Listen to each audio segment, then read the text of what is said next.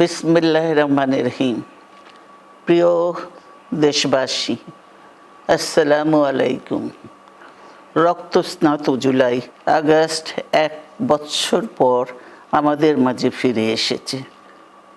দীর্ঘ 16 বছর ফ্যাসিস্টদের নির্মম অত্যাচার, নির্যাতন, গ্রেফতার, হত্যা, খুনের মাধ্যমে গণতন্ত্রকে ধ্বংস করে এবং একদলীয় শাসন ব্যবস্থা চিরস্থায়ী করতে চেয়েছিল আওয়ামী শাসক গোষ্ঠী।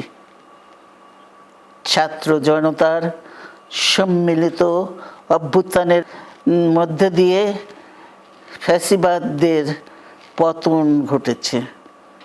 সুযোগ সৃষ্টি হয়েছে নতুন করে বাংলাদেশকে গড়বার। এই আন্দোলনে যারা শহীদ হয়েছেন তাদের জানাচ্ছি আন্তরিক শ্রদ্ধা, আহতদের সমবেদনা। তাদের এই আত্মত্যাগ জাতি চিরকাল মনে রাখবে। গুম, খুন, বিচার, বহির্ভূত হত্যার শিকার যারা হয়েছেন তাদের তালিকা প্রস্তুত করতে হবে।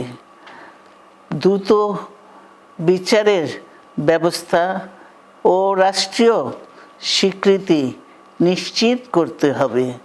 প্রতিটি পরিবারের সম্মানজনক পুনর্বাসন ও নিরাপদ ভবিষ্যৎ নিশ্চিত করতে হবে। প্রিয় দেশবাসী,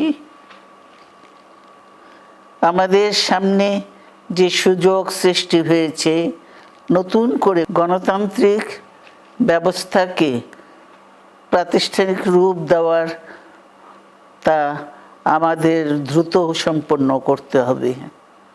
কর্মসংস্থান সৃষ্টি করতে হবে, জনগণের নিরাপত্তা নিশ্চিত করতে হবে। সর্বোপরি বাংলাদেশের স্বাধীনতা, সার্বভৌমত্বকে রক্ষা করতে হবে যে কোনো মূল্যে। বীরের এই রক্তস্রোত, মায়ের অশ্রুধারা যেন বৃথা না যায় তা নিশ্চিত করতে হবে। ঐক্য বজায় রাখতে হবে। আসুন আমরা সবাই মিলে শহীদ জিয়ার স্বপ্নকে বাস্তবায়িত করি কোটি মানুষের নতুন বাংলাদেশের নির্মাণের স্বপ্নকে। আল্লাহ হাফেজ। বাংলাদেশ জিন্দাবাদ।